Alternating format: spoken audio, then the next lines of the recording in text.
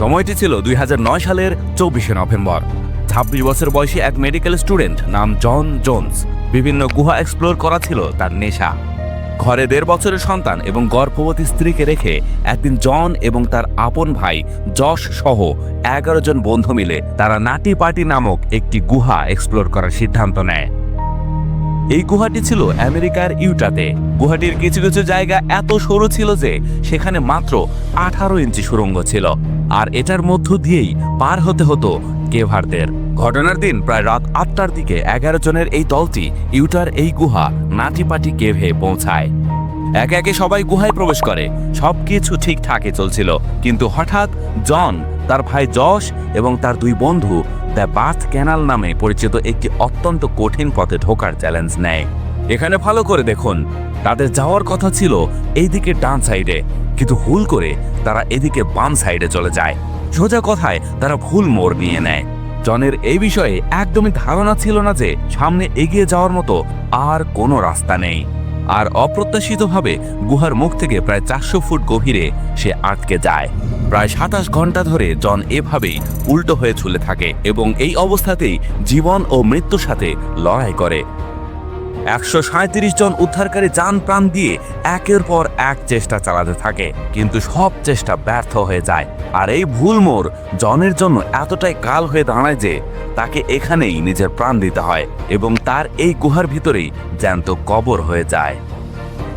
আজকের এই ভিডিওতে আমরা ধাপে ধাপে বুঝবো যে দুনিয়ার অন্যতম বিখ্যাত নাটিপাটি কেভ দুর্ঘটনা আসলে কি, জন জোন্সের সাথে ঠিক কি হয়েছিল, এত উদ্ধারকারী এবং সুরক্ষা ব্যবস্থা থাকার পরেও জনকে কেন বাঁচানো গেল না।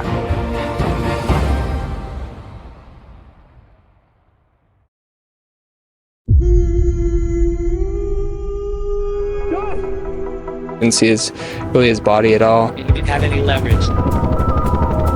যে জায়গাটা অ্যাডভেঞ্চার প্রিয়দের জন্য একটা জনপ্রিয় গন্তব্য ছিল, সেই গুহাটিকেই এখন জনঝুঁকি হিসেবে ঘোষণা করা হয়েছে, কারণ এক তরুণ বাবা তার ভেতরে মারা গেছেন।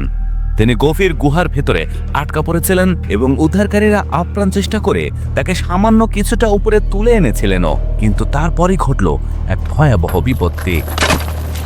সাধারণত আমেরিকা, কানাডা এসব দেশে প্রতি বছর থ্যাঙ্কস গিভিং নামে একটি জাতীয় ছুটির দিন পালন করা হয়। আমেরিকায় প্রতি বছর নভেম্বরের 4র্থ বৃহস্পতিবার এটি পালন করা হয়। সহজ ভাষায় বললে এটি এমন একটি দিন যখন মানুষ তাদের জীবনে পাওয়া আশীর্বাদ বা ভালো জিনিসগুলোর জন্য ধন্যবাদ জানায়। এই দিনটির আসল উদ্দেশ্য হলো পরিবার ও বন্ধুদের সাথে মিলে খাবার খাওয়া এবং জীবনে যা কিছু ভালো আছে তার জন্য কৃতজ্ঞ থাকা। একইভাবে 24শে নভেম্বর 2009 সালে 26 বছর বয়সী মেডিকেল স্টুডেন্ট জন ও তার স্ত্রী এমিলি এবং মেয়ে লিজির সাথে থ্যাঙ্কস গিভিং পালন করার জন্য বাড়িতে আসে। তাদের লোকেশনগুলো ভালোভাবে বোঝার চেষ্টা করুন। বিশ্ব মানচিত্রে এই হলো আমেরিকা। তার মধ্যে জন এখানকার ইউটা স্টেটের বাসিন্দা ছিল এবং সে ভার্জিনিয়ার মেডিকেল স্টুডেন্ট ছিল। তো থ্যাঙ্কস গিভিংয়ে সে ভার্জিনিয়া থেকে এখানে ইউটাতে এসেছিল, অর্থাৎ নিজের বাড়িতে এসেছিল। যেহেতু সে একজন মেডিকেল স্টুডেন্ট ছিল, তাই ব্যস্ত শিডিউলের কারণে সাধারণত সে কোথাও ঘোরার সময় পেত না। তাই সে ভাবল এই ছুটিতে কেন নিজের বাড়ি ঘুরে আসবো না। থ্যাঙ্কস গিভিং এর ঠিক 2 দিন আগে, অর্থাৎ 24শে নভেম্বর 2009 সালে জন তার ভাই যশ এবং কিছু বন্ধুর সাথে একটা প্ল্যান করে। তারা খুব বিখ্যাত এবং অ্যাডভেঞ্চারাস গুহা নাটিপাটি কেভ ঘুরে দেখার সিদ্ধান্ত নেয়। যেহেতু জনের স্ত্রী অন্তঃসত্ত্বা ছিলেন, তাই তিনি শ্বশুর বাড়ির লোকজনের সাথে বাড়িতেই থেকে যান। পরিবারের কথা বললে জনের 4 ভাই এবং 2 বোন ছিল। যাই হোক, জন গুহা ঘুরে দেখতে ভীষণ পছন্দ করত, কিন্তু বেশ কিছু বছর ধরে সে কোনো প্রকার কেভিং করেনি। যদিও ছোটবেলায় জন আর তার ভাই যশ দুজনেই বাবার সাথে কেভিংয়ে যেত, ফলে দুজনেরই কেভিং সম্পর্কে কিছুটা অভিজ্ঞতা তো ছিলই। অবশেষে আজ 24শে নভেম্বর রাত 8টা বেজে গেছে। জন, যশ এবং তার বন্ধুদের দল এখন ইউটার এই বিখ্যাত নাটিপাটি কেভে এসে পৌঁছায়। পরিকল্পনা অনুযায়ী সবাই একে একে গুহায় ঢুকতে শুরু করে। অ্যানিমেশন ছাড়াও এটি এই গুহার প্রবেশের আসল ছবি। আমেরিকায় একটি স্টেট বা রাজ্য আছে ইউটা, যার রাজধানী স্টকলেক সিটি। স্টকলেক সিটি থেকে প্রায় 55 মাইল দূরে অবস্থিত এই অত্যন্ত জনপ্রিয় গুহা নাটিপাটি কেভ। নাটিপাটি কেভ একটি প্রাকৃতিক এবং হাইড্রোথার্মাল গুহা, অর্থাৎ এমন গুহা যা পাথর এবং মাটির নিচ থেকে বের হওয়া গরম পানির খনিজের সাথে প্রাকৃতিকভাবে মিশে গিয়ে তৈরি হয়। এই গরম পানি উপরের দিকে উঠে চুনাপাথরকে ক্ষয় করে এবং সুড়ঙ্গ তৈরি করে। একইভাবে নাটিফাটি কেভও তার এমন অনেক সরু সুড়ঙ্গ এবং চাপা জায়গার জন্য বিখ্যাত। নাটিফাটি কেভ প্রথমবার 1960 সালে ডেল গ্রিন নামের এক ব্যক্তি আবিষ্কার করেছিলেন। মজার ব্যাপার হলো ইউটা শুধু গুহা নয়, বরং তার প্রাকৃতিক বৈচিত্র্য এবং সুন্দর উপত্যকার জন্য বেশ বিখ্যাত। প্রতি বছর প্রায় 5,000 পর্যটক সাইট সিং বা দর্শনীয় স্থান দেখার জন্য এবং নাটিফাটি কেভ এক্সপ্লোর করার জন্য ইউটাতে আসতো। নাটিফাটি কেভে এমন কিছু পথ আছে যেগুলো নিজেই অনেক বেশি চ্যালেঞ্জিং। এখানে কেভার বা গুহা অভিযাত্রীদের জন্য হাত নাড়ানো তো দূরের কথা, শ্বাস নেওয়াও কঠিন হয়ে যায়। আর সবচেয়ে শকিং বা অবাক করা বিষয় হলো 1999 সাল থেকে 2004 সাল পর্যন্ত নাটিফাটি কেভে এমন অনেক বিস্ময়কর ঘটনা ঘটেছে যেখানে মানুষ কেভিং করার সময় আটকে গিয়েছিল। এই ঘটনাগুলোর কারণে 2006 সালে কর্তৃপক্ষ নিরাপত্তার কথা বিবেচনা করে নাটিফাটি কেভকে সাময়িক বন্ধ বা সিল করে দেওয়ার সিদ্ধান্ত নিয়েছিল, যাতে ভবিষ্যতে কেভারদের সাথে কোনো ধরনের আঘাত বা দুর্ঘটনা না ঘটে। এখন আসল কথা হলো, কর্তৃপক্ষের নেওয়া এই সিদ্ধান্তে পেশাদার কেভাররা ক্ষুব্ধ ছিল এবং তারা নানা প্রশ্ন তুলতে শুরু করে। তাদের বক্তব্য ছিল গুহাটি আবার খুলে দেওয়া হোক এবং অপেশাদার কেভারদের প্রবেশ নিষিদ্ধ করা হোক, কারণ প্রায়ই এই লোকগুলোই এখানে আটকে যায় এবং এমন সব দুর্ঘটনার জন্ম দেয়। এরপর বেশ কয়েক বছর ধরে কর্তৃপক্ষ এবং পেশাদার কেভারদের মধ্যে এই লড়াই চলতে থাকে। অবশেষে 2009 সালে কর্তৃপক্ষ এবং কর্মকর্তারা নাটিফাটি কেভকে সুরক্ষা ব্যবস্থা এবং নির্দিষ্ট গাইডলাইন বা নির্দেশনা সহ আবার খুলে দেয়।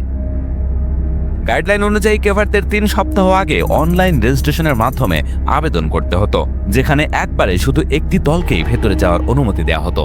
এই সময় গ্রুপে কমপক্ষে 2 জন অভিজ্ঞ কেভার থাকলেই কেবল তাদের গুহা ঘোরার অনুমতি দেওয়া হতো। এখন যেহেতু জন এবং জশের কেভিং সম্পর্কে কিছুটা অভিজ্ঞতা ছিল, তাই তারা ভেতরে যাওয়ার অনুমতি পেয়ে যায়। এখন আপনার মনে এই প্রশ্ন আসতে পারেই যে কেভিং এর অভিজ্ঞতা থাকার পর এবং এত সুরক্ষা ব্যবস্থা ও গাইডলাইন থাকার পরেও জন এমন কি বোকামি করলো যে সে গুহার ভেতরে আটকে গেল।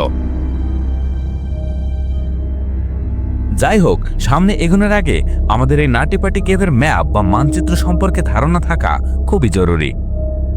এই ম্যাপটি মনোযোগ দিয়ে দেখুন। এটি হলো ইউটার বিখ্যাত নাটিফাটি কেভ। এর দৈর্ঘ্য 1355 ফুট এবং গভীরতা 145 ফুট। একটু কাছে গেলে এদিকে হলো গুহার প্রবেশ পথ। আরো গুরুত্বপূর্ণ এবং খেয়াল করার বিষয় হলো গুহার মাত্র একটাই প্রবেশ পথ আছে, যা 30 ইঞ্চি চওড়া। সাধারণত গুহার অন্যান্য অংশের তুলনায় প্রবেশ পথটা একটু চওড়া হয়।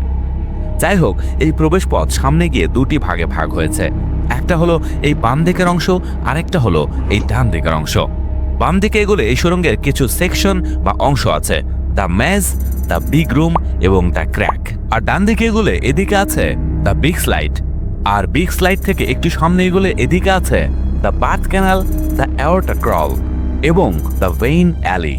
বেশিরভাগ পর্যটক এই বিগ রুম এবং বিগ স্লাইড পর্যন্তই ঘুরে দেখত, কারণ এখান থেকে সামনেই আসল চ্যালেঞ্জ শুরু হয়। এখন সমস্যার বিষয় হলো গুহার এই অংশটা অর্থাৎ বার্থ ক্যানাল সামনে গিয়ে 2টি শাখায় ভাগ হয়েছে, বাম দিকের অংশ এবং ডান দিকের অংশ। ডান দিকের অংশে আছে দ্য অ্যাওর্টা ক্রল এবং দ্য অ্যালি, যেগুলো সাধারণত নিরাপদ মনে করা হয়। বাম দিকে আছে গুহার এই অংশটি অর্থাৎ এডস পুশ, যা তার সরু এবং চিপা জায়গার কারণে বেশিরভাগই মানচিত্রে ছিল না এবং তাই বিপজ্জনক বলে মনে করা হতো। এখন এতক্ষণে আপনি নিশ্চয়ই আন্দাজ করতে পেরেছেন কেন এই পথটির নাম বার্থ ক্যানাল দেওয়া হয়েছে। কারণ এটি এত বেশি টাইট এবং সরু পথ যে এখান দিয়ে বের হওয়াটা একটা জন্মের প্রক্রিয়ার চেয়ে কম কিছু নয়। এমন সরু জায়গার কারণে অভিজ্ঞ কেভারদেরও এখানে শ্বাসকষ্ট শুরু হয়ে যায় এবং তারা আতঙ্কিত হয়ে পড়ে। যাই হোক, জন, জশ এবং তার বন্ধুদের দলটি এখন 2 ভাগে ভাগ হয়ে যায়। এই দলটি যারা শুধু অভিজ্ঞতার জন্য এসেছিল, তারা এই গুহার সহজ দিক দ্য বিগ রুমের দিকে চলে যায়। আর জন ও জশের দল যারা সত্যি অ্যাডভেঞ্চারের জন্য এসেছিল, তারা গুহার এই রুট দ্য বিগ স্লাইডের দিকে চলে যায়। সবাই খুব বেশি উত্তেজিত ছিল এবং সময়ের সাথে সাথে তারা গুহা এক্সপ্লোর করতে শুরু করে। প্রায় 1 ঘন্টা কেটে গেছে, সবকিছু ঠিকঠাক চলছে। এখন ভাবুন, বন্ধুদের কোনো গ্রুপ যদি ঘুরতে যায় আর অ্যাডভেঞ্চার না করে, তাহলে সেটা ভালো দেখায় না। তাই জোন্স ভাইয়েরা এবং তার বন্ধুরাও একটা অ্যাডভেঞ্চার করার কথা ভাবে, যা নিয়ে তারা অনেকবার শুনেছিল। এই চ্যালেঞ্জটা ছিল তাদের একটি অত্যন্ত অ্যাডভেঞ্চারাস এবং চ্যালেঞ্জিং পথ, দ্য বার্থ ক্যানাল, এক্সপ্লোর করতে হবে। তাদের ধারণা ছিল যে এই ক্যানালের সামনে একটি বড় রুমের মতো জায়গা আছে যেখানে ইউটার্ন নিয়ে ফিরে আসা যায়। তাই তারা কিছু না ভেবেই তারা এখন বিগ স্লাইড হয়ে বার্থ ক্যানালের দিকে এগোয়। এর আগে আপনাদের দেখিয়েছিলাম চিলির একটি তামার খনিতে কিভাবে শ্রমিকেরা খনি ভেঙে আটকে যায়, এবং আরও দেখিয়েছিলাম থাইল্যান্ডের একটি গুহায় 13 জন কিশোর ভয়ঙ্করভাবে আটকে যায় এবং 18 দিন ব্যাপী তাদের রুদ্ধশ্বাস উদ্ধার কাহিনী। ভিডিওর লিঙ্ক দুটি ডেসক্রিপশন বক্সে থাকবে, চাইলে দেখে নিতে পারেন। জন এই চ্যালেঞ্জটা নিয়ে খুব উত্তেজিত ছিল, তাই সে সবার আগে যাওয়ার সিদ্ধান্ত নেয়। জশ এবং তার বন্ধুরা তাকে অনুসরণ করে। জন এখন ধীরে ধীরে পেটের উপর ভর দিয়ে হামাগুড়ি দিতে দিতে বার্থ ক্যানালের দিকে এগোয়। এই সময় জনের মাথা সামনের দিকে ছিল এবং পা পেছনের দিকে। এখানে এই বিষয়টা খেয়াল করবেন যে এমন কঠিন গুহায় হামাগুড়ি দেওয়ার সময় সাধারণত মানুষ তাদের পা সামনে এবং মাথা পেছনের দিকে রাখে, কিন্তু জন এবং তার বন্ধুরা উল্টো পজিশনে গুহা এক্সপ্লোর করছিল। জন বার্থ ক্যানালে ঢোকার সাথে সাথেই সামনের গুহায় দুটি রাস্তা দেখতে পায় এবং সে একটু বিভ্রান্ত হয়ে যায়। কিছুক্ষণ ভাবার পর সে এই বাম দিকের মোড়টা বেছে নেয় এবং এটাই ছিল তার সবচেয়ে বড় এবং শেষ ভুল। তার মনে হয় সে ঠিক পথেই যাচ্ছে, কিন্তু ভুল করে সে গুহার সবচেয়ে বিপজ্জনক মোড় এডসপুশের ভিতরে ঢুকে পড়ে। জনের কাছে এই মোড়টা ছিল অজানা এবং সে ধীরে ধীরে সামনে এগোয়। জন যতই এডসপুশের ভেতরে এগোতে থাকে গুহার রাস্তা ততই সরু হতে থাকে। সে এই আশায় এগিয়ে যাচ্ছিল যে হয়তো সে কোনো চওড়া জায়গা বা কোনো ইউটার্ন পাবে যেখান থেকে সে ঘুরে বেরিয়ে আসবে। যদিও কিছুক্ষণ পরেই সে বুঝতে পেরেছিল যে তার এই সিদ্ধান্ত একদম ভুল ছিল, কিন্তু ততক্ষণে অনেক দেরি হয়ে গেছে। জশ এবং তার দুই বন্ধুর এই ব্যাপারে কোনো ধারণাই ছিল না যে জনের নেওয়া এই মোড়টা ভুল। তারা না জেনেই তাকে অনুসরণ করতে করতে সামনে এগিয়ে যাচ্ছিল। জন এখন কর্ক স্ক্রু নামের একটি জায়গায় পৌঁছে যায়। সাধারণত এখানে ফ্লেক্সিবল এবং কম উচ্চতার মানুষই পৌঁছাতে পারে। যদিও 2004 সালে ব্রক ক্লার্ক নামের 16 বছরের এক ছেলে, যার উচ্চতা 5 ফুট 7 ইঞ্চি এবং ওজন 63 কেজি ছিল, সে এই কর্ক স্ক্রু এলাকাতেই আটকে গিয়েছিল। ব্রক ক্লার্ককে উদ্ধার করতে 14 ঘন্টা সময় লেগেছিল এবং তাকে সফলভাবে বের করে আনা হয়েছিল। কিন্তু জনের উচ্চতা ছিল 6 ফুট এবং ওজন 200 পাউন্ড, অর্থাৎ প্রায় 90 কেজি, যার ফলে জনের জন্য নিজেকে আবার পেছনের দিকে ধাক্কা দেওয়া খুব বেশি কঠিন হয়ে যাচ্ছিল। না চাইতেও সে নিজেকে চাপটা করে বা স্কুইজ করে এই আশায় সামনে এগোয় যে হয়তো সামনে কোনো ইউটার্ন বা রাস্তা পাওয়া যাবে। যদিও জায়গাটা খুব সরু ছিল, যার কারণে তার এখনো এটাই মনে হচ্ছিল যে সে বার্থ ক্যানালে আছে। ধীরে ধীরে অভিকর্ষ বা গ্র্যাভিটির টানে সে নিজে থেকেই পিছলে যেতে শুরু করে। এখন সে তার সামনে একটি ছোট অজানা ফাটল বা ক্রেভিস, অর্থাৎ একটি সরু মুখ দেখতে পায় এবং সে সেটার ভিতরে চলে যায়। সেই ফাটলটির আকার ছিল 10 বাই 18 ইঞ্চি। দুর্ভাগ্যবশত জন এখন সেই ফাটলের মধ্যে 70 ডিগ্রি কোণে এবং উল্টো বা আপসাইড ডাউন পজিশনে আটকে যায়। জনের পা ফাটলের সবচেয়ে ছোট দিকটায় আটকে যায়, অর্থাৎ এটা বলা ভুল হবে না যে জন নিজেই হামাগুড়ি দিয়ে নিজের কবরের দিকে এগিয়ে গেল। যাই হোক, জন এখন বুঝতে পারে যে তার অনেক বড় ভুল হয়ে গেছে। সে সাথে সাথেই তার ভাই জশকে ডাকে। সে বলে যে, জশ, যেখানে আছো ওখানেই থামো, আমাকে ফলো করো না, আমি এখানে আটকে গেছি।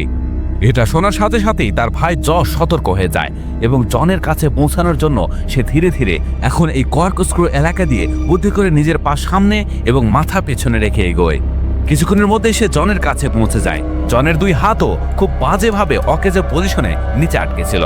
জন শেষমেশ জশকে জানায় যে সে ভুল করে ভুল মোড় নিয়ে নিয়েছে এবং সে খুব সরু এক কানাগলিতে আটকে গেছে। জশ তখন নিজের পা জনের পায়ে আটকে তাকে ওপরের দিকে টেনে তোলার আপ্রাণ চেষ্টা করে। জন কিছুটা ওপরে উঠেও আসে, কিন্তু ওজন বেশি হওয়ায় আবার সে তার আগের অবস্থানে পিছলে যায়। জশ জনকে বের করার জন্য অনেকবার চেষ্টা করে, কিন্তু তাকে টানা মোটেও সহজ মনে হচ্ছিল না। অনেক চেষ্টার পর জশ খুব ক্লান্ত হয়ে পড়ে এবং এখন শেষমেশ প্রফেশনাল হেল্প বা সাহায্য টাকার কথা ভাবে।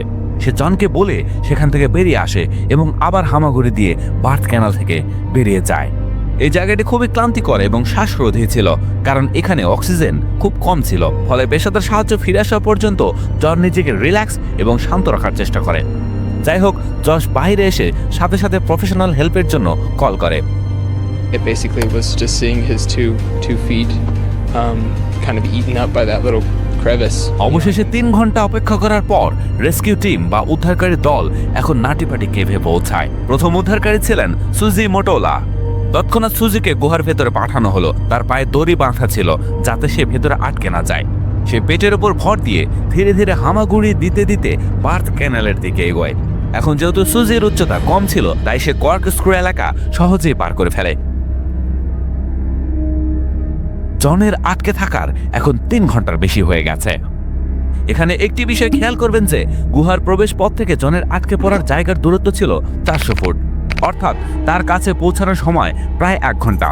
অবশেষে রাত প্রায় 12:30টায় সুজি এডসপুশের ভিতরে পৌঁছায়। জন জোন্স খুব গুরুতর অবস্থায় তার মাথার উপর ভর দিয়ে এমনভাবে আটকে আছে যে সুজি শুধু তার দুটি পাই দেখতে পাচ্ছে। সুজি জনের পায়ে দড়ি লাগায় এবং টানার চেষ্টা করে। এখন যেহেতু সুজির উচ্চতা মাত্র 5 ফুট 3 ইঞ্চি এবং জন বেশ লম্বা চওড়া মানুষ ছিল, ফলে অনেক চেষ্টার পরেও সুজির পক্ষে টেনে বের করা অসম্ভব হয়ে পড়ে। তাছাড়া দড়িতে ঘর্ষণ এত বেশি ছিল যে টানা 2 ঘন্টা চেষ্টার পরেও সে জনকে বের করতে পারেনি এবং হতাশা নিয়ে গুহা থেকে বেরিয়ে আসে। বাইরে থাকা উদ্ধারকারীরা এবার পরবর্তী পরিকল্পনা করে, আর পরিকল্পনা ছিল গুহার ভেতরে পুলি সিস্টেম বা দড়ি টানার যন্ত্র বসানো। আপনাদের মনে আছে নিশ্চয়ই, কিছুক্ষণ আগে আমি আপনাদের ব্রক ক্লার্কের কেস সম্পর্কে বলেছিলাম। এখন যেহেতু 5 বছর আগে ব্রক ক্লার্ককেও পুলিশ সিস্টেমের মাধ্যমে উদ্ধার করা হয়েছিল, তাই এই আইডিয়াটা ওখান থেকেই এসেছিল। তাদের পুরো আশা ছিল যে তাদের এই প্ল্যান সফল হবে। এখন উদ্ধারকারীরা পুলিশ সিস্টেম বসাতে শুরু করে। টানেলে জায়গা খুব কম ছিল, যার কারণে অনেক সময় লেগে গিয়েছিল। এই সময় উদ্ধারকারীরা একটা টেলিকমের ব্যবস্থা করে। তারা দুটো রেডিওর সাহায্যে একটি কেবল লাইন ভেতরে পাঠায়। 2-ওয়ে টেলিকমের মাধ্যমে এখন জনের সাথে তার স্ত্রী এমিলের কথা বলানো হয়। গুহার বাইরে দাঁড়িয়ে এমিলি জনকে পুরোপুরি উৎসাহ দেয়, যার ফলে জনের মধ্যেও এখন আত্মবিশ্বাস ফিরে আসে এবং সে এমিলিকে ভরসা দেয় যে অবশ্যই বেরিয়ে আসবে সে এবং সবার সাথে আবার বাঁচতে শুরু করবে। জনের গুহায় আটকে থাকার এখন 18 ঘন্টা হয়ে গেছে এবং অবশেষে 25 নভেম্বর বিকাল 4টায় পুলিশ সিস্টেম সফলভাবে বসানো হয়। সুজির উদ্ধার করার চেষ্টা তো ব্যর্থ হলো। এবার পরবর্তী উদ্ধারকারী রিয়ানকে ভেতরে পাঠানো হলো। রিয়ান হামাগুড়ি দিয়ে এডসপুশ পর্যন্ত যায় এবং জনের কাছে পৌঁছাতে সবার আগে সে জনের পায়ে বাঁধা দড়িটা ঢিলা করে। এটা সেই দড়ি ছিল যা সুজি বেঁধে গিয়েছিল। এবার রিয়ান জনের পায়ে পুলির দড়িটা বাঁধে এবং তাকে পুরোপুরি সহযোগিতা করতে বলে। ভাগ্যক্রমে পুলির সিস্টেম কাজ করতে শুরু করে। রিয়ান তাকে উপরে টানে। জন এখন প্রায় উপরে উঠে এসেছিল। রিয়ান অবশেষে জনকে 50% দেখতে পায়। সে দেখে যে জন খুব ক্লান্ত, কিন্তু সে খুব খুশি এটা ভেবে যে এবার সে বেরিয়ে আসবে। জনের পা অবশ হয়ে গিয়েছিল, তাই রিয়ান তাকে কিছুক্ষণ বিশ্রাম দেয় এবং আবার কাজে লেগে পড়ে। রিয়ান এবার জনকে পান করার জন্য একটা এনার্জি ড্রিঙ্কের টিউব দেয়। তাছাড়া এই কাজগুলোতে অনেক শ্রম লাগছিল এবং অনেক সময় নষ্ট হচ্ছিল। যদিও এই সিস্টেমে কিছুটা সাফল্য পাওয়া যাচ্ছিল, কিন্তু জনের পা বারবার গুহার ছাদে ধাক্কা খাচ্ছিল। বারবার চেষ্টার ফলে জনের পায়ে অনেক বেশি ব্যথাও হচ্ছিল। দুঃখজনকভাবে তাকে বের করা খুব কঠিন হয়ে পড়েছিল। এতটুকু জায়গায় জনের পা খোঁড়ানো বা টুইস্ট করাও ছিল খুব কঠিন। রিয়ান এবার শেষমেশ জনের পা ভেঙে তাকে বের করে আনার কথা ভাবল। এর মানে হলো জনকে বের করার একটাই উপায় বাকি ছিল, হাঁটু ভেঙে দেওয়া, যাতে পা অন্যদিকে বেঁকে যায় এবং তাকে বের করা যায়। উদ্ধারকারী রিয়ান এটাই করতে যাচ্ছিল, কিন্তু হঠাৎ একটা অকল্পনীয় ঘটনা ঘটল, যার ব্যাপারে কেউ কখনো ভাবেনি। দুর্ভাগ্যবশত পুলিটা উপড়ে যায় এবং সেটার একটা অংশ সজোরে গিয়ে রিয়ানের মুখে লাগে। সে বাজেভাবে আহত হয়, চারিদিকে রক্ত ছড়িয়ে পড়ে। এদিকে পায়ের কাছে থাকা ক্রু টিমও পুলিশ সিস্টেম ফেল করার কারণে পড়ে যায়। উদ্ধারকারী রিয়ানকে তৎক্ষণাৎ বের করে নেওয়া হয় এবং হাসপাতালে পাঠানো হয়। আর দুঃখজনকভাবে জন আবার তার আগের পজিশনে চলে যায়। তার পা এখন পুরোপুরি অবশ এবং সে খুব বেশি ক্লান্ত হয়ে পড়েছিল। এখন 19 ঘন্টার বেশি হয়ে গেছে, অর্থাৎ মানব শরীরের উল্টো পজিশনে বেঁচে থাকার সময়সীমা থেকে অনেকটাই বেশি। মেডিকেল বিশেষজ্ঞদের মতে যদি কোনো মানুষ দীর্ঘ সময় উল্টে ঝুলে থাকে, তবে শরীরের মারাত্মক সমস্যা হতে পারে, যেমন শ্বাসকষ্ট এবং রক্ত সঞ্চালনের সমস্যা। জন প্রায় 19 ঘন্টা ধরে 70 ডিগ্রি কোণে আটকে ছিল, যার ফলে তার অঙ্গ প্রত্যঙ্গের উপর চাপ বাড়ছিল এবং তার শ্বাস নিতে কষ্ট হচ্ছিল। উদ্ধারকারীরা ক্রমাগত চেষ্টা করে যাচ্ছিল এবং সবাই এই অপেক্ষায় ছিল যে জন কখন ফিরে আসবে। এবার উদ্ধারকারী ডেভ ভিতরে যান। তিনি স্পটে পৌঁছাতেই জনের সাথে কিছুক্ষণ কথা বলেন। জন ডেভের কাছে হতাশা প্রকাশ করে। জনের শ্বাস এখন ধীরে ধীরে কমে আসছিল। ডেভ জনকে শক্ত থাকতে বলে। অনেক চেষ্টার পর এখন অবশেষে পুলিশ সিস্টেম আবার ইনস্টল করা হয়। ডেভ এখন জনের কোমরে দড়ি বাঁধার চেষ্টা করে, কিন্তু গর্তটা এত ছোট ছিল যে সে নিজেই সেখানে আটকে যাচ্ছিল। ডেভ অনেক চেষ্টা করতে থাকে এবং সেও ক্লান্ত হয়ে পড়ে। জীবনের ভয়ে সেও তখন বেরিয়ে আসার সিদ্ধান্ত নেয়। এদিকে জনও খুব সংকটাপন্ন অবস্থায় ছিল। এখন ইউটা কেভ রেস্কিউ টিমের সদস্য ব্রেন্ডন কলিস সেখানে পৌঁছান এবং ভেতরে যাওয়ার সিদ্ধান্ত নেন। তিনিও এখন হামাগুড়ি দিয়ে জনের লোকেশন এডস পুশ পর্যন্ত পৌঁছে যান। তিনি সাথে একটি 2-ওয়ে টেলিকম সিস্টেম নিয়ে যান, যাতে জন তার স্ত্রী এমিলির সাথে ক্রমাগত যোগাযোগে থাকে। এমিলি জনকে কিছুক্ষণ বিশ্রাম নিতে বলে। তার এই বিশ্বাস ছিল যে জন নিরাপদে বেরিয়ে আসবে, কিন্তু দুঃখজনকভাবে জনের দিক থেকে কোনো সাড়া আসে না। জন একদম অচেতন হয়ে গিয়েছিল এবং সে কথা বলার অবস্থাতে একদমই ছিল না। জনকে এমন অবস্থায় দেখে ব্রেন্ডন কলিসের একটু সন্দেহ হয়েছিল যে জন এখন ধীরে ধীরে তার জ্ঞান হারাচ্ছে। সে ফিরে আসে এবং উপরে গিয়ে একজন প্যারামেডিককে রিপোর্ট দেয়। প্যারামেডিক স্টাফ এখন জন পর্যন্ত যায় এবং জনের পায়ের তাপমাত্রা পরীক্ষা করে, কিন্তু সে কোনো অনুভূতি পায় না। দুঃখজনকভাবে 25 নভেম্বর 2009 সালের রাত 11:57 জন এডওয়ার্ড জোন্সকে মৃত ঘোষণা করা হয়। ডাক্তারদের মতে জনের মৃত্যু কার্ডিয়াক অ্যারেস্ট এবং মাথায় রক্ত জমে যাওয়ার কারণে হয়েছে। প্রায় 27 ঘন্টা ধরে জন জীবন ও মৃত্যুর সাথে লড়াই করেছে এবং অবশেষে সে হেরে গেল। 137 জন উদ্ধারকারী তাদের কঠোর পরিশ্রমের পরেও জনকে বাঁচাতে পারল না। যদিও তার পরিবার এটা একদম মানতেই রাজি ছিল না যে কিভাবে কেউ একটা ছোট্ট ভুলের কারণে নিজের প্রাণ হারাতে পারে। জনের স্ত্রী এমিলি এখনো বিশ্বাস করতে পারছিল না যে কিভাবে একজন প্যারামেডিক শুধু পায়ের তাপমাত্রার উপর ভিত্তি করে কাউকে মৃত ঘোষণা করতে পারে। অর্থাৎ একদিক থেকে দেখলে জনকে জ্যান্ত কবর দেওয়া হলো। অবশেষে আজ থ্যাঙ্কস গিভিং এর দিন, অর্থাৎ 26 নভেম্বর। কর্তৃপক্ষ এবং গুহা কর্মকর্তারা এই সিদ্ধান্তে আসেন যে জনের এই মর্মান্তিক মৃত্যুর পর লাশ বের করা অসম্ভব। তাই জোন্স পরিবার এবং কর্তৃপক্ষের পারস্পরিক সমঝোতায় জন এডওয়ার্ড জোন্সের দেহ নাটিফাটি কেভের ভিতরে রেখে দেওয়ার এবং ওটাই তার শেষ বিশ্রামের স্থান বানানোর সিদ্ধান্ত নেওয়া হয়। কিছুদিন পর পাবলিক অথরিটি নাটিফাটি কেভকে কংক্রিট ঢেলে স্থায়ীভাবে সিল করে দেওয়ার সিদ্ধান্ত নেয়, যাতে কেউ আর এমন পরিস্থিতিতে না পড়ে। জনের পরিবার তাদের ছেলে, ভাই, বাবা এবং স্বামীর স্মৃতিতে নাটিপাটি কেভের প্রবেশ মুখে একটি স্মৃতিফলক বানিয়ে দিয়েছে। এখন সবচেয়ে শকিং বা অবাক করা বিষয় হলো জন একজন মেডিকেল স্টুডেন্ট ছিল, অর্থাৎ তার শরীরে কি কি হচ্ছে সে সব বুঝতে পারছিল। সে বুঝতে পেরেছিল যে সে মারা যাচ্ছে, কিন্তু যে অবস্থায় সে আটকে ছিল সম্ভবত কেউই তাকে বের করতে পারত না। দুঃখজনকভাবে আজও জনের দেহ এই নাটিপাটি কেভেই দাফন করা আছে, যা এখন জন জোন্স হিলস নামে পরিচিত। এটি ইতিহাসের একটি মর্মান্তিক ঘটনা হয়ে থাকবে চিরকাল। জীবনের ঝুঁকি নিয়ে এরকম এক্সপ্লোর না করাই সবচেয়ে উত্তম। বন্ধুরা, এরকম আরও ঘটনা জানতে আমাদের বেশি বেশি কমেন্ট করে জানান আর আমাদের চ্যানেলটিকে সাবস্ক্রাইব করে রাখুন। ভালো থাকবেন সবাই।